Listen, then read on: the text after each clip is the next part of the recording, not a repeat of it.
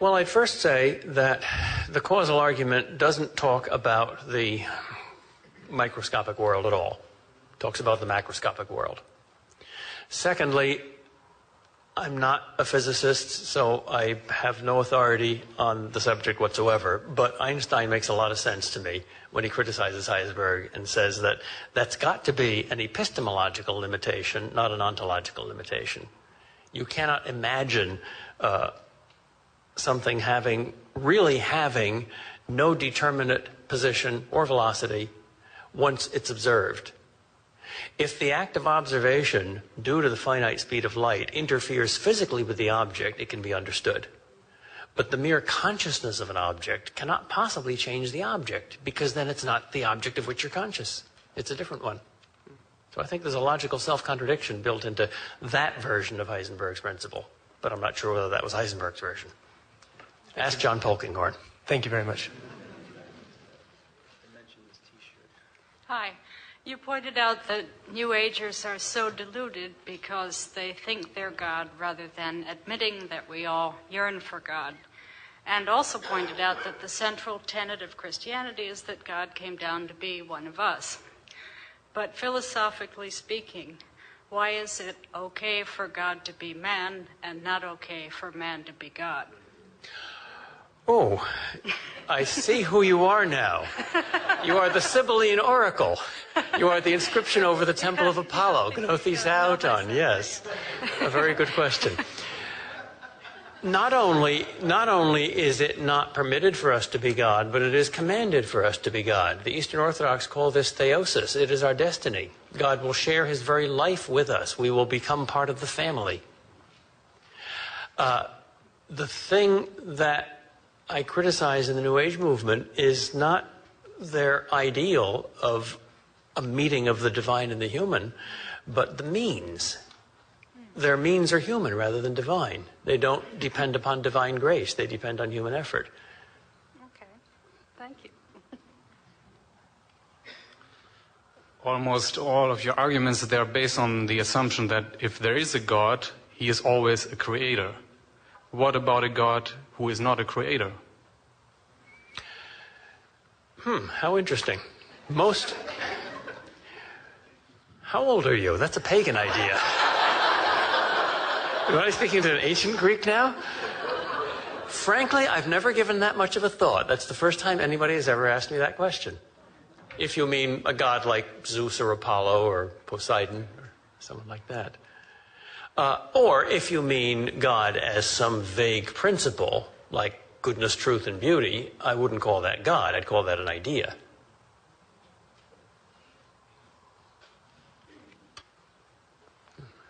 Thanks. I guess there's one particular argument about your argument from a desire which we never find completed, and I probably misunderstood the argument, but one objection would be that we do experience desires for all kinds of things which we find partially completed, but my desire for food is always greater than I should and often can actually satisfy.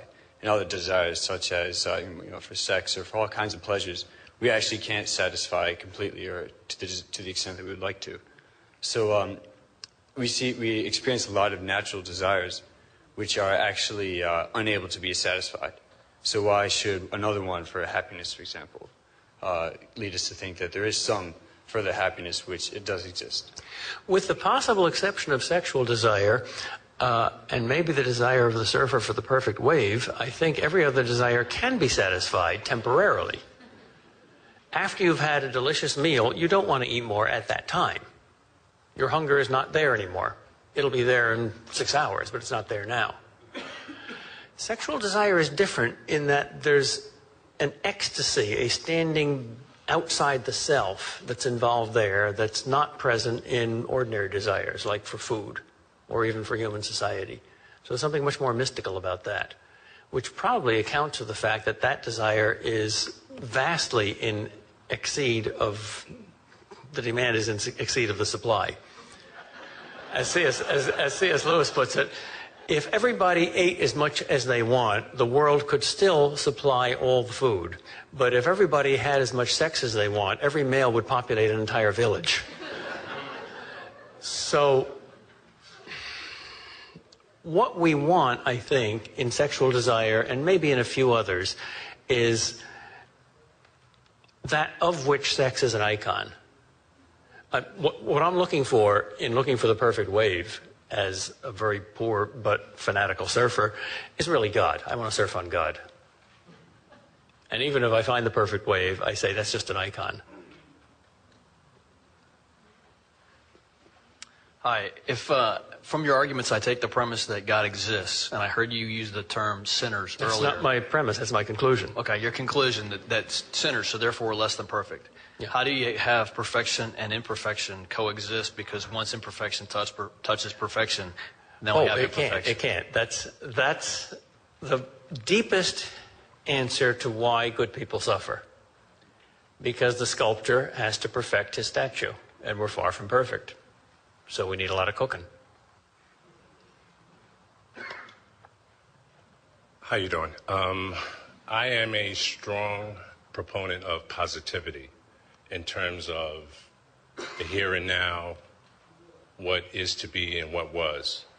I've often found myself telling people that this life we live is predetermined, which means I do believe in God. I believe that there's a God that does exist, and he orchestrates our lives. Everything that we do, everything that we say, this conversation I'm having with you right now was all predetermined.